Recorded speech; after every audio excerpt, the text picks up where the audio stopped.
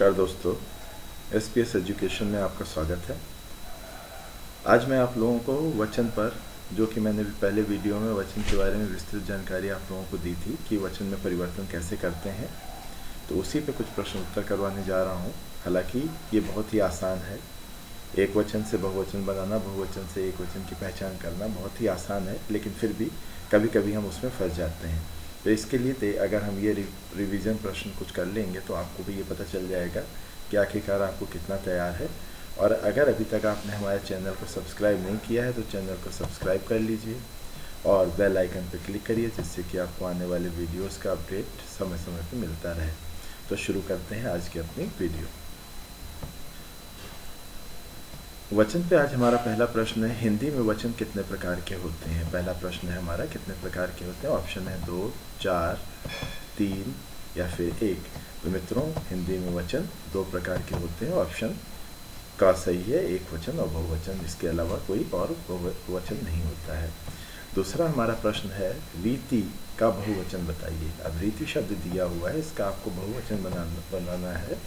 Option है रीतियाँ, रीतिये, तीसरा है रीतियाँ और घ है रीतियाँ।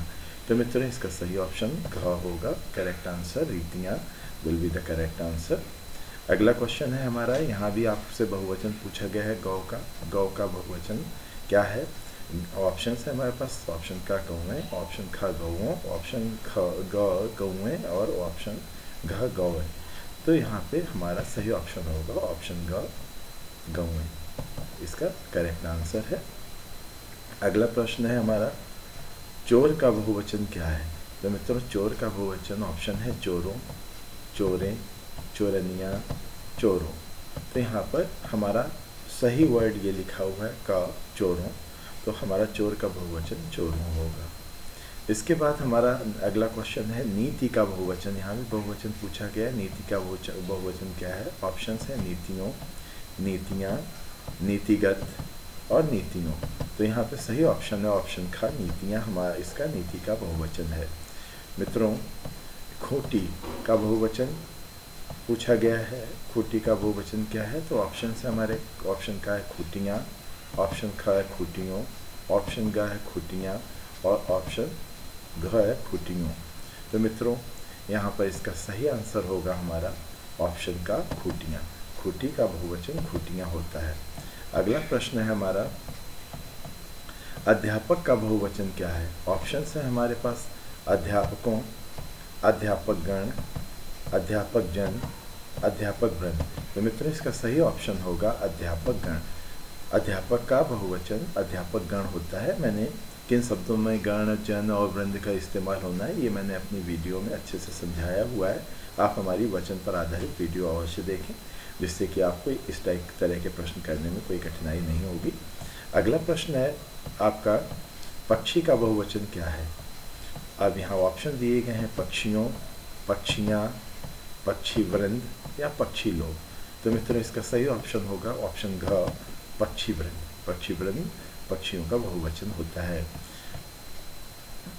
हमारा 9वां प्रश्न है, क्रोध का बहुवचन क्या है।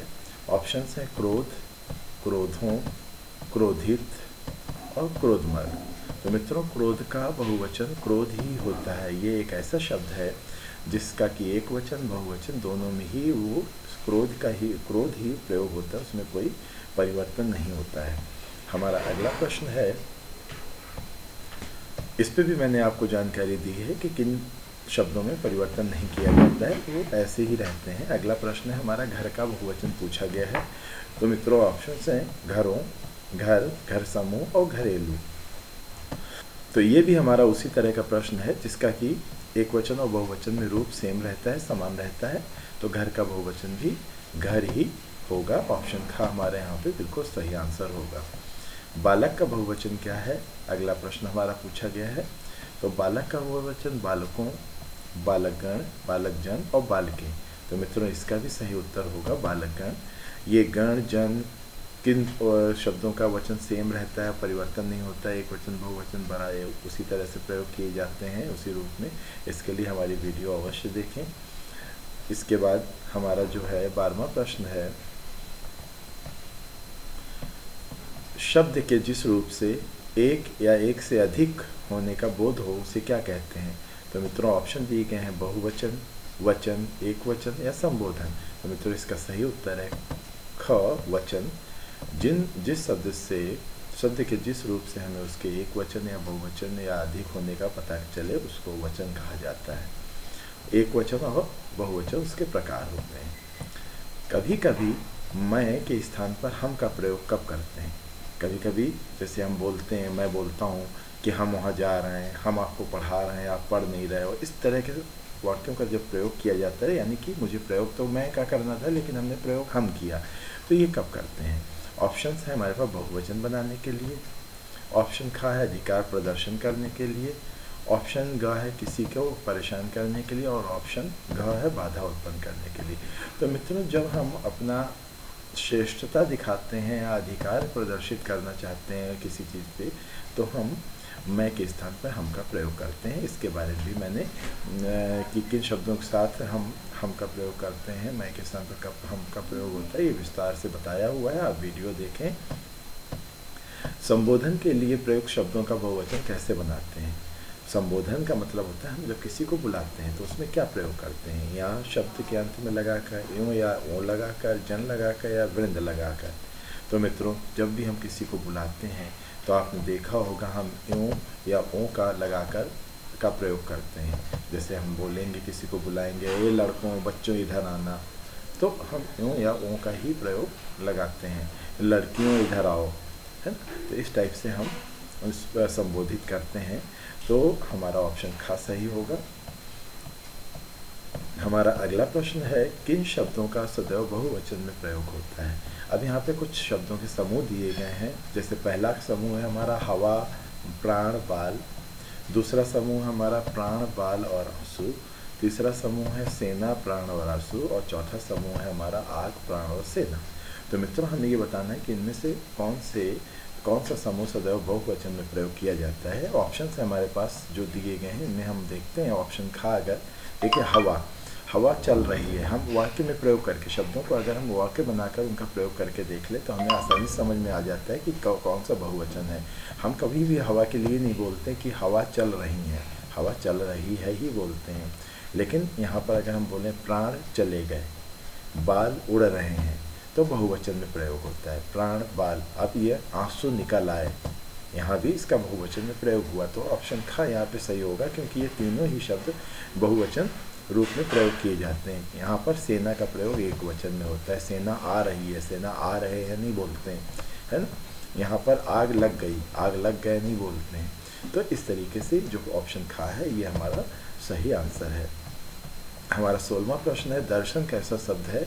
तो मित्रों यहाँ पर ऑप्शन हैं एक वचन, बहुवचन या दोनों, इनमें से कोई नहीं। तो ये दर्शन हरदम बहुवचन में प्रयोग किया जाता है, तो ये हमारा बहुवचन शब्द है, दर्शन बहुवचन शब्द है। 17वां क्वेश्चन हमारा एक वचन वाला शब्द है, बताइए इसमें से आपको ये बताना है कि इनमें से एक वचन वाला शब्द कौन सा है। ऑप्शन है हमारे पास गुच्छा, बाल, लोग और ये या फिर ये सभी। तो मित्रों इनमें से आपको देखना है कि एक वचन में आप किसका प्रयोग करते हैं। अब हम अगर वाक्य में प्रयोग करके देख लें तो गुच्छा, फूलों का गुच्छा अच्छा लग रहा है, या अंगूर का गुच्छा लटका हुआ है, बाल उड़ रहे हैं, लोग आ रहे हैं। यहाँ पर हम इन दोनों में हमने बहुवचन का प्रयोग किया, जबकि गुच्छे को हमने एक वचन के रूप में प्रयोग किया, इसलिए गुच्छा यहाँ पर एक वचन होगा। ये ऑप्शन का हमारा करेक्ट होगा। अगला प्रश्न, इससे मैंने ये भी बताया, समझाया हुआ कि समूहवाचक संज्ञाएं जो होती हैं, जितने भी समूहवाचक शब्द होते हैं, वो उन सबको एक वचन के रूप में प्रयोग किया जाता है। मित्रों अगर अभी तक आपने हमारे चैनल को सब्सक्राइब नहीं किया है तो चैनल को प्लीज़ रिक्वेस्ट है सब्सक्राइब कर लीजिए, और हमारे वीडियोस को अच्छे से देखिए, जिससे कि इस तरीके के क्वेश्चंस करने में आपको दिक्कत ना आए। मैंने बहुत ही विस्तार से और बहुत ही अच्छे से समझाया हुआ है आपको वचन के बारे में। अगला प्रश्न है हमारा 18वां प्रश्न, एक वचन में प्रयोग होने वाले शब्दों का समूह बताइए। अब इसमें हमें बताना है कि एक वचन में कौन कौन से प्रयोग होते हैं। जैसे आग लग गई, पानी बह रहा है, एक वचन है। केश काट दिए, अब यहाँ बहुवचन हो गया, दिए हरदम, है ना। फिर यहाँ पे आ गया आग, पानी तो एक वचन है। वर्षा हो रही है, यानी कि यहाँ तीनों ही एक वचन में प्रयुक्त होते हैं। और भी देख लेते हैं। वर्षा प्राण तो एक वचन है, लेकिन समाचार कैसे हैं, कैसा है नहीं बोलते, कैसे हैं। लोहा पीतल हस्ताक्षर, लोहा पीतल क्योंकि धातुएं हैं हरदम एक वचन में प्रयोग होती हैं, ये मेरी वीडियो में मैंने एक्सप्लेन किया, लेकिन हस्ताक्षर हरदम बहुवचन में प्रयोग किया जाता है। इसलिए हमारा यहाँ पे ऑप्शन खा बिल्कुल सही आंसर होगा। आग पानी और वर्षा हरदम एक वचन में प्रयोग में आते हैं, यह एक सही समूह है। अगला प्रश्न है हमारा, अकारांत पुल्लिंग शब्दों को बहुवचन में परिवर्तित कैसे करते हैं। जो पुल्लिंग शब्द होते हैं और अकारांत होते हैं, यानी कि जिनका अंत आ से होता है, उनको हम कैसे बहुवचन में बनाते हैं। ऑप्शन से हमारे ए लगाकर, ऑप्शन खा है ए लगाकर, ऑप्शन गा है ओ लगाकर, या इनमें से कोई नहीं। तो मित्रों, हरदम हम जब अकारांत पुल्लिंग शब्दों को बदलते हैं तो ऑप्शन का ए लगाकर हम उनको बहुवचन में परिवर्तित करते हैं। जैसे लड़का, लड़के, है ना, एक उदाहरण दिया मैंने, ये लगाकर हम प्रयोग करते हैं। ऑप्शन का यहाँ पर सही है। हमारा अगला प्रश्न है, इकारांत स्त्रीलिंग शब्दों को बहुवचन में परिवर्तित कैसे करते हैं। इकारांत स्त्रीलिंग शब्दों को बहुवचन में कैसे परिवर्तित करते हैं। मित्रों, यहाँ पे ऑप्शन दिया गया है। ऑप्शन है ओ लगाकर, ओ लगाकर, या लगाकर, ए लगाकर, या फिर इनमें से कोई नहीं। तो मित्रों, इसका सही उत्तर होगा, जब भी कोई शब्द ई से ख़त्म होता है तो वहाँ पर हम या लगाकर, या प्रत्यय लगाकर उसको बहुवचन बना देते हैं। जैसे हम अगर लकड़ी, लकड़ी कहें, लकड़ी ई से ख़त्म हो तो इसका बहुवचन होगा लकड़ियाँ। तो इस प्रकार से ये सारा कुछ मैंने अपनी वीडियो में, जो कि वचन पे मैंने वीडियो बनाई थी, बहुत ही विस्तार से समझाया हुआ है। अगर आपने वो वीडियो देखी होगी तो ये सारे प्रश्न आपको आसान लगे होंगे, लेकिन अगर ये वीडियो नहीं देखी होगी तो आपको बिल्कुल बहुत कठिन लगे होंगे। तो इसलिए आप हमारी वीडियोस को देखने के लिए चैनल को सब्सक्राइब करिए, लाइक करिए और बेल आइकन पर क्लिक करिए, जिस पे कि आपको नोटिफिकेशन मिलता रहे और आप इस तरीके के क्वेश्चंस हल करने में सक्षम हो सकें। तो देखते रहिए हमारा यूट्यूब चैनल और करते रहिए अपनी परीक्षाओं की तैयारी। मिलते हैं अपने अगले वीडियो में, तब तक के लिए नमस्कार।